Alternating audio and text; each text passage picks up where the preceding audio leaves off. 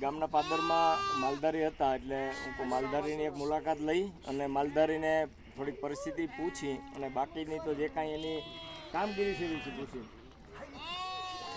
તમે આને આ ગાડર તો આ બધા સરખા જ હોય તો આને જ્યારે તમે આને ઢોળાવો તો વર્તો કેવી રીતે? અરે ભાઈ આ તો મેં જેવું છે અંધારું હોય ને અમારો હાથ પૂકી જાય ને તો એમને ખબર પડી જાય ફલાણું ગાડો અમારો વિષય છે. 400-500 હોય તો અમને તો આ બધા હરખા જ લાગે એમ કે આ બધા હરખા જ છે, આમાં કાંઈ બહુ કાંઈ કોઈ જાતનો ફેરફાર નથી. છતાંય તમારી કમાલ છે. આ ભણતરમાં તો ક્યાં આવતું નથી ને? ભણતરમાં આવતું નથી પણ અમારો વિષય છે.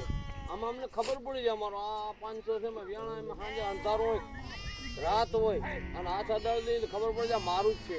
બહુ કમાલ કહેવાય. એક ખાલી માલધારી માથે હાથ મૂકી અને એક એના 200 આનું જ છે.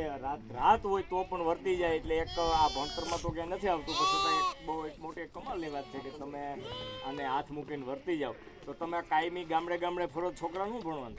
અમારે ભણવાનું છે આજ આવી છે કાલ બીજે ઠેકાણ અમારે સારું મારે અમારે એ કરવું શું કરું ગરીબ માણસો માલો હું કઈ બાપા ભણતર તો છોકરા ભણતા જ નથી ને? ભણતા જ નથી ભાઈ.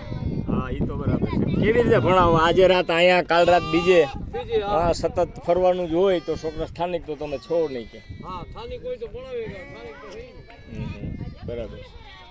તો અઘરું તો ખરું બધું આ માલનો ધંધો? હા અઘરો અરે અઘરમ ઘટે ને ભાઈ માથે 2 વર્ષ હોય તડકો હોય ટાઈટ હોય આવા અમારે જો સતત ભોગવવું પડે. હા આમાં હું અત્યારે ક્યાંક આમાં ગમે ત્યાં રાત કાઢવી બહુ અઘરી છે ને ભાઈ? બહુ અઘરી. હા જો આમ માથે પથારી કરીને હોઈ જાય ભાઈ. હા બાકી તમારો ધંધો છે બાપા શું કરવું?